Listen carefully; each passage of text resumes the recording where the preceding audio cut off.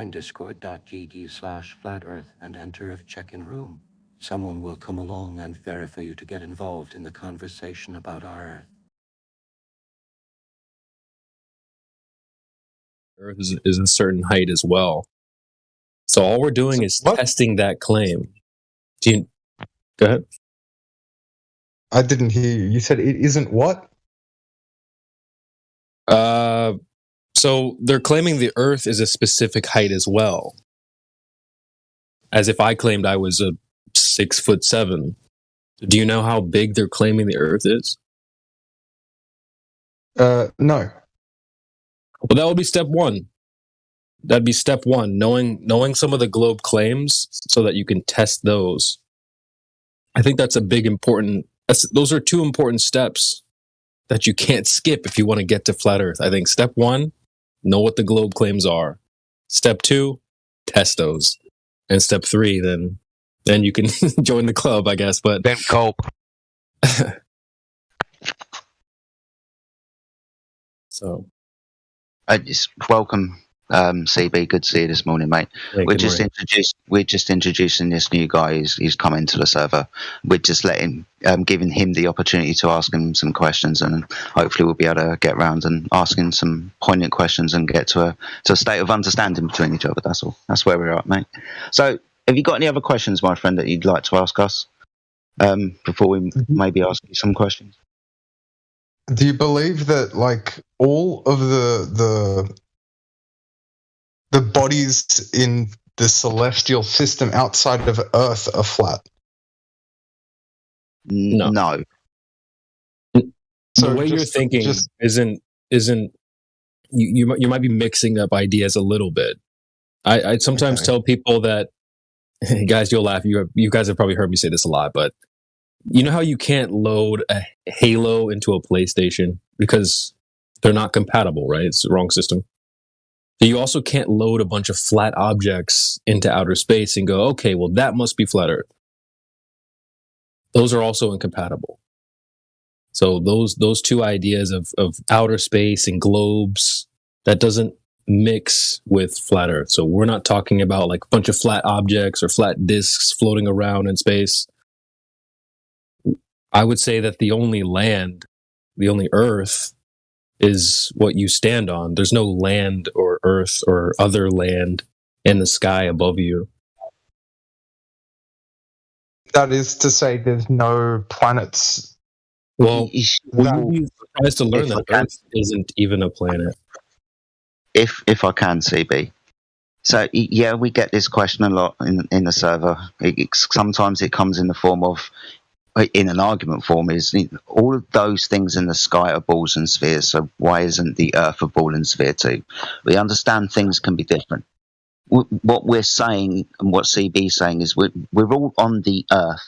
The Earth is the floor beneath our feet, and that is level across the surface. Primarily, it's the surface of water and the topography in the land along the way, the hills and the mountains, for example. And when everybody points upwards, the sky is above us, 100 degrees above our head, 90 degrees, sorry, directly above our head. There it is. Now, we all see the same things, the sun, moon, and the stars, for example. We see Mars, we see Jupiter, and the further things in the distance. We all see the same thing. The only thing different is a lot of people, including us for a long time, believed the story that we were told about what those things are.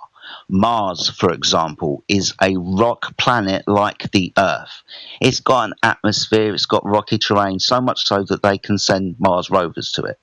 That might not be the case, because there's a few things along the way that we must take account of. But I'll get to those later. We'll talk about that at some point.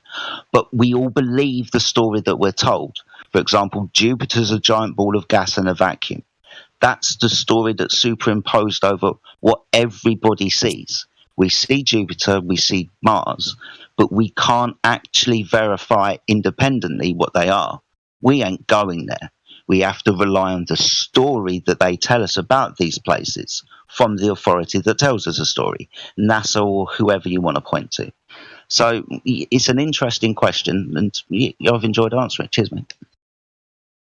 So I guess then a couple more questions, if that's okay. You've kind of riled me up a little bit. number one, I guess by definition, then you would believe the moon landing was staged. Yes. I believe that before I even heard of flat Earth, bro. Yeah, so that's a given. In this channel, moon landing staged, just to temper my understanding of where you guys stand. That's not exclusive to flat earthers, but yeah. No, of course, but it's almost like it's not a belief universally held by you guys. Yeah. So, for example, the moon being a rock in this word, vacuum of space. Right? No, that can't happen in the way that they told us. Similarly, remote controlled cars on Mars, the moon rover, for example, no. The stories about the vacuum of space have to be stories because the vacuum of space can't exist. Now, that's a claim. I'm kind of hoping the opportunity to maybe leave that one till later, but I've probably got to address it right now as to why we say the vacuum of space can't exist. And yeah, the moon landing was most definitely fake because it has to. We're breathing gas that's pressurized, gas pressure, 14.7 psi at ground level, whatever, but it's pressurized gas. Now, that gas, we are told, is uncontained from the vacuum of space. There's no physical barrier separating the two vastly different pressure differentials. High pressure here, very, very, very low pressure out there. The word pressure is really important. We're breathing gas pressure. To have gas pressure, you need a physical container in a volume to create a volume for the gas to press upon. We understand that gas disperses in all directions, and when you physically contain it, the consequent of containing it is gas pressure. We're breathing gas pressure. They're claiming that we're breathing gas pressure without a container because they say the Earth is an open system, because they send rockets to Mars and to the moon and give us moon landings and remote control cars on Mars. So it's an open system.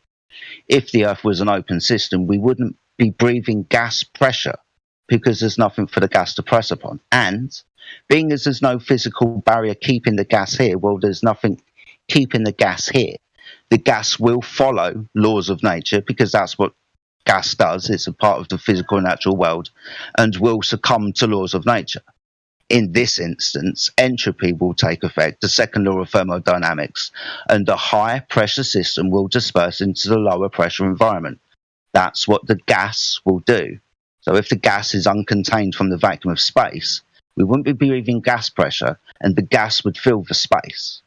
So when they turn around to us and we all look up at Jupiter or Saturn, that are giant balls of gas that are uncontained in the vacuum of space, we can believe the story if we want to, but when we put laws of nature to the test, that wouldn't be the case. So yeah, the moon landings were staged because the vacuum of space can't be real because it violates laws of nature. You can't have gas pressure without a container, for example. What do you guys think is on the bottom of the Earth? CB, you can have that. That's funny. We got asked that yesterday. It was as an opener question. What's at the bottom of outer space?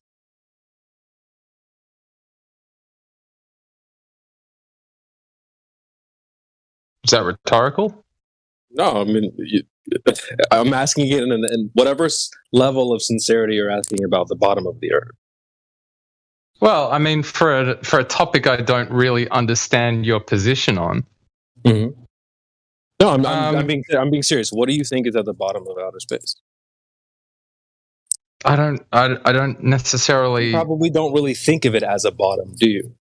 Well, I mean, if we're looking at the laws of entropy and expansion, I wouldn't see there necessarily being a bottom. But I guess if we're looking at something flat, and that's your framework to start from, which I'm trying to. Right, but you also probably don't think of outer space as an object that you're looking out from, like say you have a ball in your hand or something. You can look at this object from this outside view. You probably don't look at outer space from that perspective. Okay. To ask, okay, because your question is basically saying, like, what's on the underside, right? Yeah. So we also don't look at the Earth from this outside perspective. I'm not seeing the Earth as an object, like something you could hold in your hand. I'm holding my iPhone, right? I'm kind of playing with my iPhone, thinking about it. So to ask what's on the underside is basically like asking you if the outer space was an object, what's on the underside. We don't look at the Earth like that. I don't think there's an outside view that you can get. I usually say that you can go up in the sky, you can zoom in on things, but you can't go out of reality or the Earth, and you can't zoom out your eyeballs and see the whole Earth. So I don't think you can leave to go back and like look, say, I kind of joke around, I call it taking selfies. You can't leave the Earth to turn around and take selfies from this outside view. I call that a God's eye perspective or a God's eye view. So, I mean, you believe the universe is three-dimensional? Well, everything's 3D, yeah. Mayhem. Okay. Sorry, buddy. Mayhem, you still there? You still with us, mate? You got yourself on mute. It's just because Mayhem said he's still there, mate. Yeah, I'm here. I'm just washing dishes in the morning, but I'm listening to the conversation. Okay, buddy. We've given this guy quite a lot of time. Did you want to jump in with some questions for him, or do you want to give some? Well, I want to see if he's ready. Did you ask all the questions that you wanted to? Because the question was, what's underneath the Earth? And I'm just going to tell you directly, as far as like looking on the bottom of like flat Earth, if that's what you're, because the answer was kind of not formed correctly. Or excuse me, the question wasn't formed correctly. So if you formed it correctly, I'd be able to answer, or we would be able to answer you directly. Do you mean what is on the bottom of flat Earth, as in the underside? Like CB was. Yes. Is that what you're asking? Yes. Okay, so directly is answering you directly is that we're only speaking of the surface. As far as like the underside of whatever it is, we wouldn't know because we are on the surface of the thing that we're on top of, right? So flat is just basically a description of a level plane of existence. Now, we are inside of something, being that we are contained. So gas pressure needs a container, right? So we would say that we are inside of something, and the outside of that, no one's ever been to that perspective because we are inside of a dynamic system. So to say what is underneath the Earth, no one would know that information. Not a single living person would be able to tell you. Therefore, the statement to say, I don't know, would suffice in this case.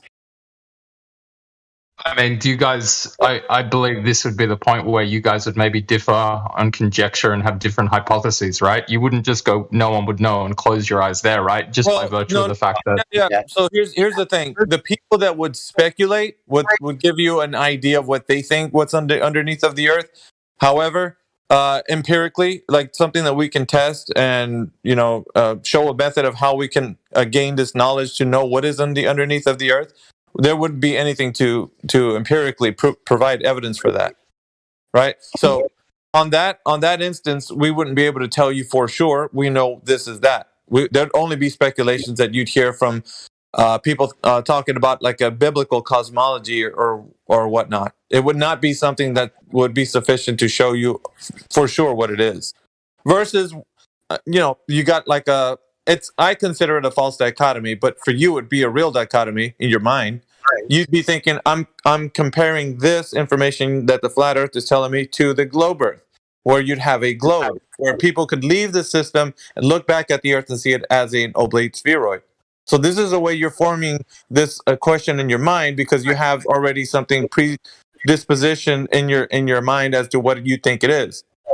But we don't, because when we came from the side of thinking the Earth is a globe versus to what we know now is that we don't know more, we know less.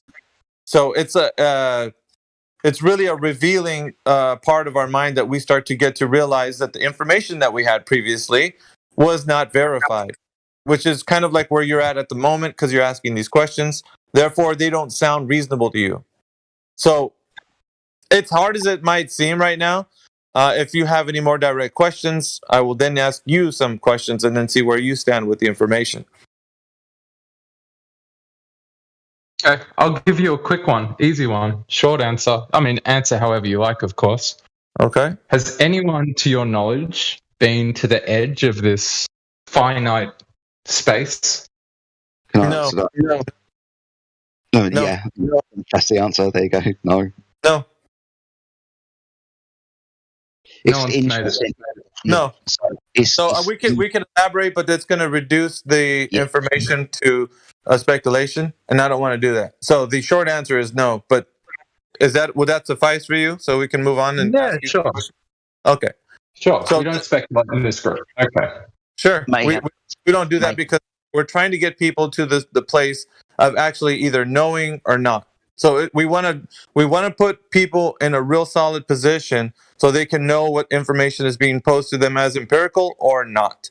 So something that's not empirical, you can't test and retest it. It becomes something of the speculation and the best guess. We don't want to do that right now. Mayhem, I've got to go, all right? But I just want to drop this, and obviously you can ask your questions, mate, but I just want to say this. My friend, welcome to the server. You're going to find that your knowledge, your knowing, as in things that you know, like Mayhem pointed out, empirically that you can test are going to be challenged. Your beliefs and your understanding is going to be challenged. I just asked you to have your mind open a bit. So you might have to put some preconceived ideas down. That's fine. We've answered some of your questions, mate. Just go forward honestly. Just be honest with yourself. Be honest with us. We're not idiots. We're not trying to be harmful in any way to you. We're just trying to help you understand our point of view. Hopefully Mayhem will help you do that further. But welcome to the server, mate. Hopefully we'll have a chat at a later point. I've got to bust out and go and do some shit, but enjoy your conversation. Cheers, guys. Thank you. Cheers, guys. See you later. See ya, Jedi. All right. So let's walk down a path of an exercise that we usually do in here. And being intellectually honest, what was your name? talliver102? talliver102? Okay, talliver102, we'll go through this exercise. Like I said, when you're intellectually honest, just answer either I know, followed by very specific information like primary source, citation, and demonstration. And if you know it, please don't be very vague about the information. Either specifically, you know exactly what the topic is about, and you can follow up with the resources that I asked for right now: primary source, citation, demonstration. Now, if you're not able to do this, simply say, I do not know.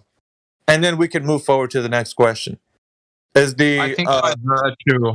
think by virtue of the methodology you want in my answers, you're going to get the constant I don't know with every answer.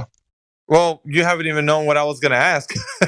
But I just don't have any citations on hand for any topic, so I won't have anything of sufficiency for you. Well, it's important, right, for the exercise, because it reveals the information to us what your baseline knowledge for this topic is. So I don't even know, like maybe divining what I'm going to say to you is the wrong way to go about it, because you could be, I don't know, an expert in what I'm going to tell you. So I couldn't tell you, you couldn't tell me until the question is revealed, and then you'll know. How about that? I don't think I'm an expert in anything. So, I mean, my point is, I mean, if you're asking for, and if you do know I'm going to need this, this, and this, then my answer will be no to everything. Okay, so I'm going to go ahead and just state the questions in and fill in the blanks with your I don't knows. How about that? That sounds good. Okay, so I'm just going to state the question. Can I ask a question real quick? Didn't he preface this whole? And then once I'm done telling you the exercise, then you'd be able to say I don't know, and just run a rebuttal, because I don't want to make it sound like I'm filling in the blanks. But if I have to, just to move the questions along, I'll do it just for the exercise time. He prefaced the whole thing with he wasn't sold on flat Earth. Well, he's probably going to find out he's not sold on the globe either. Hang on, Haas. 1 second. Yeah. Let me walk through this exercise, please. I'm just trying to remind him where he started this whole thing. Yeah, 1 second, Haas. 1 second. I understand. Okay, but let us not be too hasty to kind of put him in a light. Let's let the questions actually put him in that. So, first question would be, who has directly measured the curvature of the Earth any time in history with drop over distance? Do you know? Oh no! As I said, you're gonna have to fill in the blanks. Like I haven't done anything since, like, I'd say high school, man, early high school before. Yeah, but like remember you asking us some direct questions, and we were happy to answer them directly. I think we would like to have that same courtesy if you answer our questions directly. How about that? We've been courteous. I don't know. Okay, we've been courteous enough to answer you directly, so thank you. You don't know. All right. So the second question is: the Earth is said to be spinning on its axis at about 1,000 miles per hour at the equator. So the question would be: who has measured the axial rotation of the Earth per the axial rotation of 1,000 miles per hour any time in history? Do you know? I don't know. Okay. Third question is: they're telling us that the vacuum of space is adjacent to the pressure air that we breathe. We're breathing about 14 psi on the pressure on the surface, which is 14 pounds per square inch. Our lungs are inhaling and exhaling this pressure. So what's interesting about that is that they tell us that with the pressure gradient, we start to, as we go up in elevation, we go to the farthest reaches of the atmos, and we reach a place where beyond this partition called the Kármán line, we enter into low Earth orbit, which is said to be a super low pressure up there in the vacuum of space. So they're telling us that this low vacuum of space pressure is next to the high pressure system of the air that we breathe on the surface. So what we're wondering is that an open system like the Earth being a globe where matter and energy can exchange, right, and back and forth to the system, we're wondering how is it possible if we have this open system to have gas pressure? So the question would then be, how can we have gas pressure without a container? Do you know? I don't know.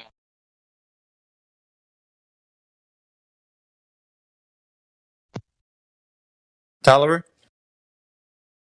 Oh, I just answered. I don't know. Okay. All right, so I'm going to summarize from these three questions and a standpoint of a baseline knowledge for anybody that comes into our server. And this has been asked by thousands of people that have come through here, from the most common to the most intellect. And what we have to say from that is that your idea of the Earth being a globe spinning in the vacuum of space is a blind belief that you have currently. So if you do follow that, then it is just a blind belief, not supported by any evidence that you can present. The three questions are formed in such a way that if there was any evidence for the case of the Earth being a globe, it would easily be supported and the answers would be sufficient by way of a method or primary source and a citation. But since it wasn't demonstrated that the Earth is that, it is indeed a blind belief that everybody has and a story that you've been told. So now a fruitful discussion can probably ensue because we understand now that between you and us that you have a blind belief in the Earth being a globe. So now we can engage. There's an established foundation now between us.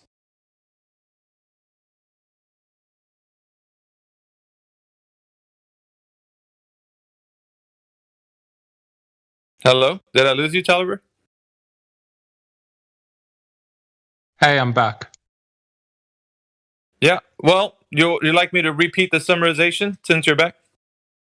No, it's all good. I heard all of them. I couldn't speak for a while. My mic was off. You hear what I summarized? So you're back, but the summarization is most important. Yeah, no, I heard everything. My mic was fucked. Okay. All right. So what did I say at the very end? Something about nothing can be verifiable or proven.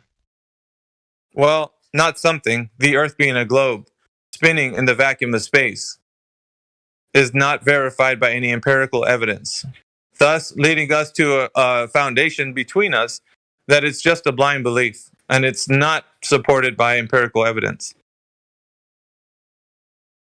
Yeah. Okay.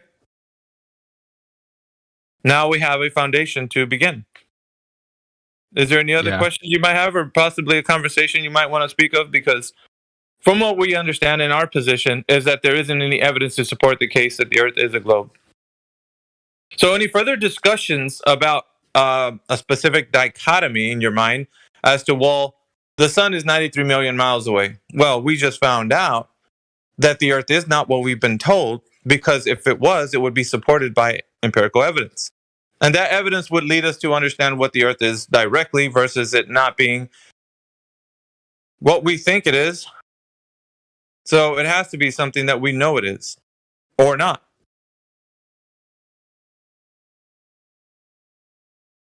Is there any other questions you might have, Talliver?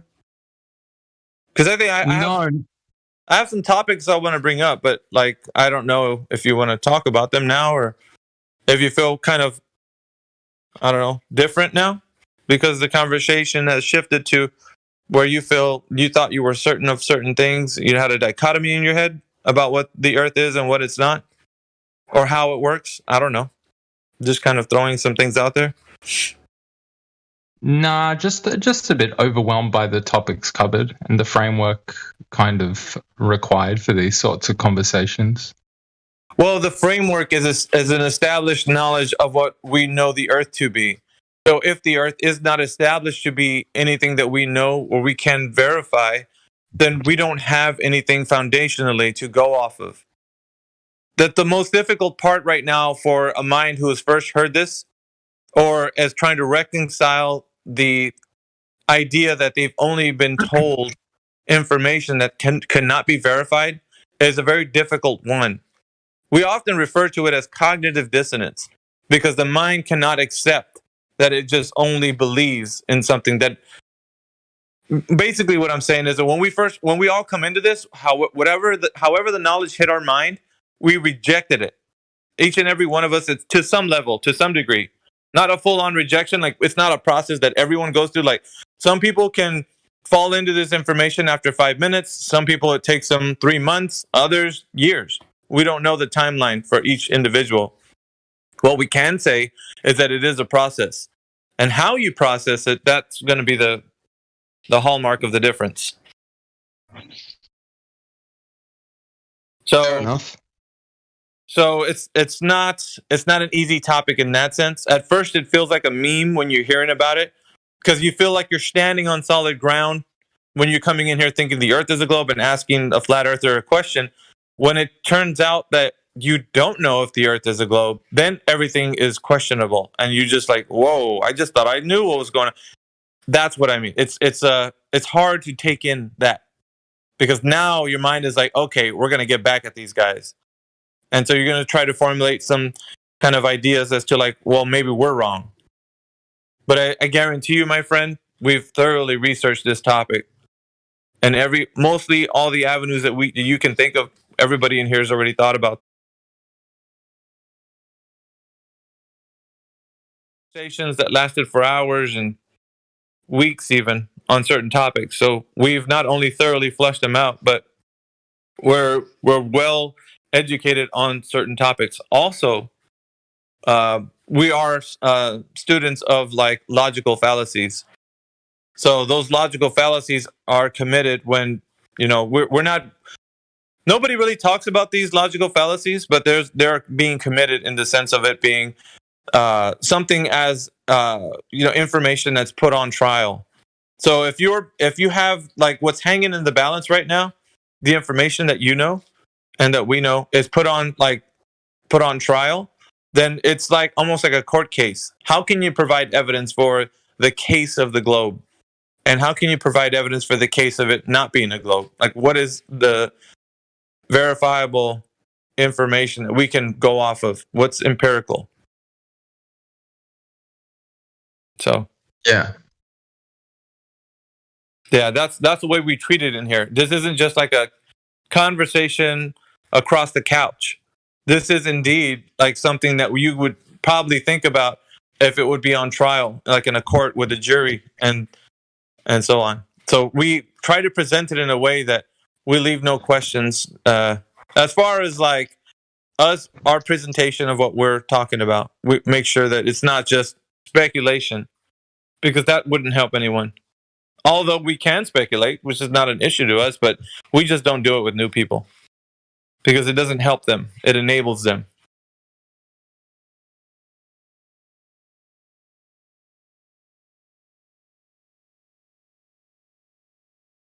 Well, thanks for the introduction, I guess. Yeah, you can actually hang around if you want to, or just listen. Put yourself on mute, or listen if you'd like, or I don't know, stir up a conversation, or jump into one that's already taken place. But being a part of this server means you can engage with your critical thinking. Don't ever feel like you can't do that. We want to help people get to that part of their mind where they can do that, engage with critical thinking, and also join the conversation. Thanks, Mayhem. Sure, anytime, Talliver. Tags! What is your profession?